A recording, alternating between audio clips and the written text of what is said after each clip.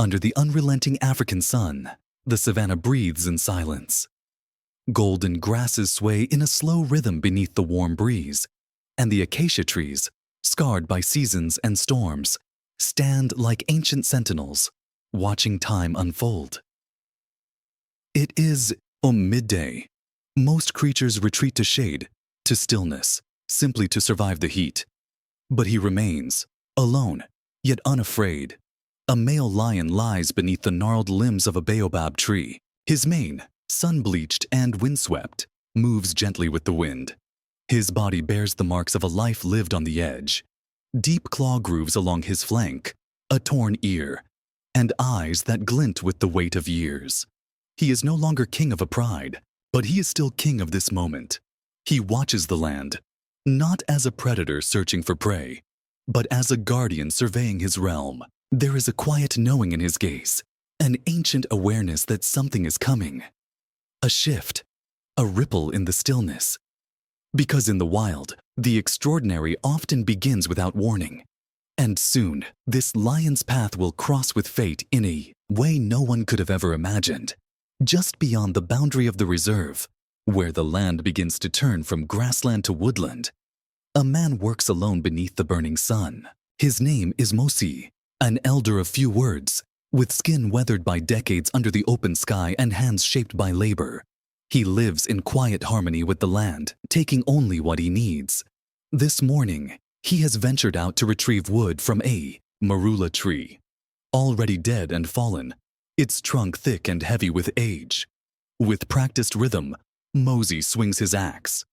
Each strike echoes across the clearing. Dust rises, sweat beads down his back. Then, without warning, the earth shifts beneath the weight of the ancient trunk. A low creak, a snapping root, a thunderous crack. Then, silence. The tree has rolled. Mosey is trapped, pinned beneath its immense weight. He gasps in pain, his leg crushed, his axe just out of reach. He calls out, not with the strength of fear, but with the hope that someone, anyone, might hear. But this is the wilderness, and the wilderness does not often answer. Overhead, the sun climbs higher, merciless in its heat. Flies gather. Minutes stretch into hours. Unseen, in the distance, beneath the same sky, a lion stirs from the shade of the baobab. His ears twitch, his golden eyes open. The cry of a human in distress has reached him, and for reasons known only to the ancient logic of the wild, the lion begins to rise. He lifts his head, nostrils flaring ever so slightly. In the still air, something unfamiliar carries. A sound, faint, desperate, not the cry of a zebra, not the alarm of baboons. This is human, and it is pain. He rises slowly, muscles rippling beneath his golden coat. His ears pivot, his amber eyes narrow. He knows this land. He knows its rhythms. And this is not normal.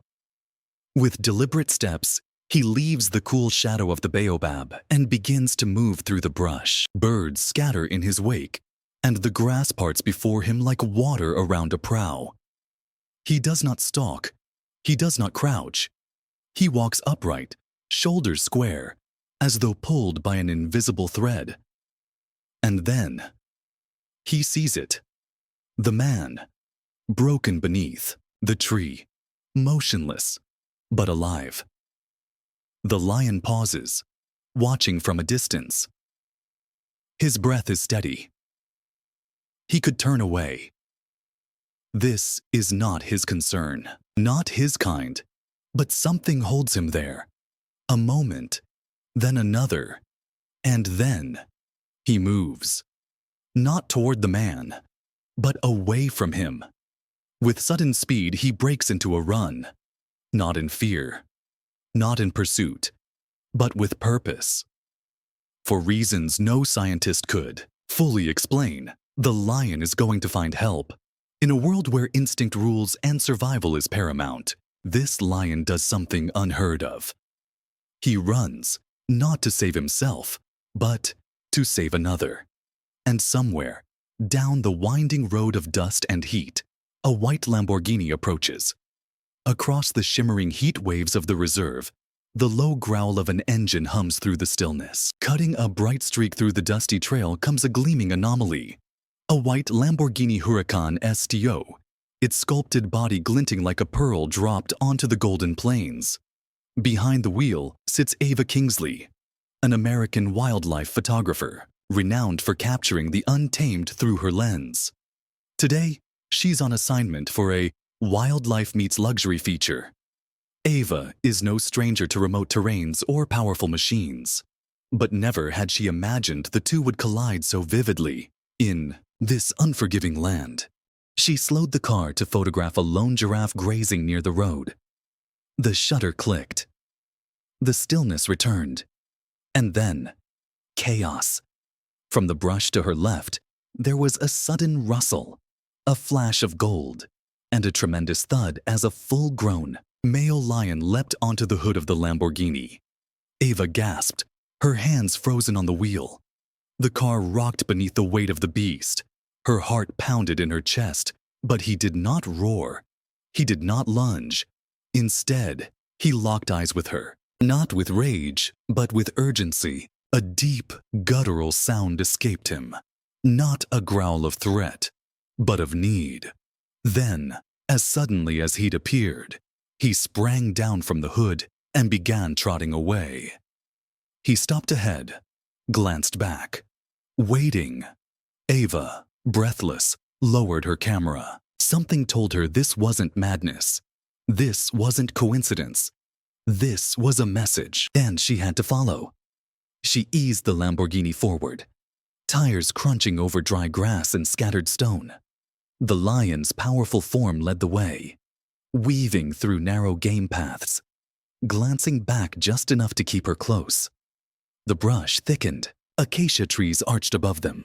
Sunlight filtered down like shards of gold, dappling the hood of her car and the lion's golden coat. The silence grew heavier.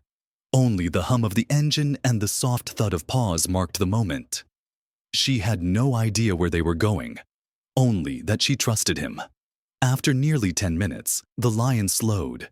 He stopped beside a small clearing, his body still, ears alert. Ava braked gently, eyes narrowing ahead. And then she saw it, a man, barely visible beneath the twisted shadows of a fallen marula tree. His body was pinned, one leg crushed beneath the massive trunk. His chest rose and fell faintly. He was alive, but barely. Ava's breath caught. The lion stepped aside, as if presenting him. This wasn't instinct. This wasn't random. This was deliberate. A call for help. She jumped out, door closing softly behind her. The sun cast harsh lines across the dry earth as she knelt beside the man. His face was pale, coated in dust and sweat. His lips trembled. One leg lay trapped at an unnatural angle. Ava whispered to him, "Hold on." Her hands shook as she pulled out her satellite phone. The signal blinked. Weak, but alive. She gave the ranger station her coordinates, her voice tight with urgency. She told them everything.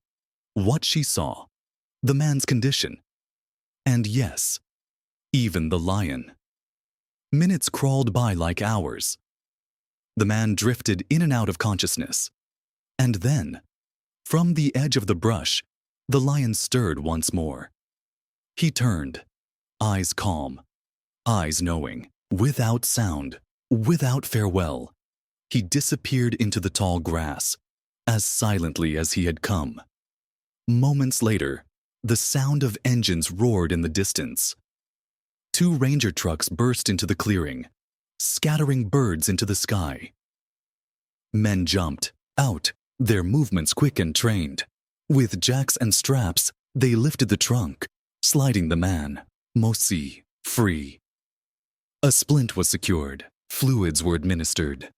One of the rangers leaned close, voice firm but soft. "Mosey, stay with us." Mosey's eyes fluttered. His lips moved, cracked and dry.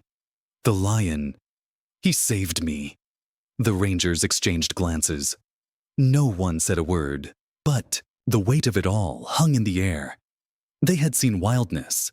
They had seen death and survival, but never this.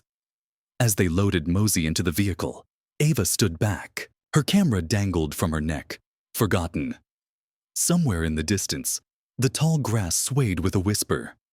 The lion was gone, his mission complete.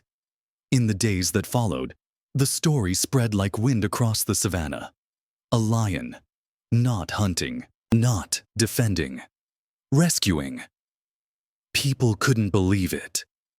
Yet those who knew the land, who knew the whispers of the wild, they felt something deeper, that this was real, that it meant something. Villagers spoke of the golden lion with reverence. Rangers, hardened by years of survival stories, now told this one with awe in their voices. Ava's photo of the lion on the Lamborghini went viral, but for her, it wasn't about likes or fame. It was about something ancient, a bridge between worlds, a moment when predator and human saw each other not as threats, but as partners in survival. Donations began to pour in. Conservation projects were funded. Ava spoke at conferences, not as a photographer, but as a witness. She told the story of a lion's choice, of a man saved, of something unexplainable and pure. And somewhere, beneath rising suns and starlit skies, that lion roamed, untagged, unclaimed, and utterly free. In that moment of decision, he hadn't acted from instinct or hunger. He'd acted from something far greater. And in doing so, he became more than a creature of the wild. He became a legend.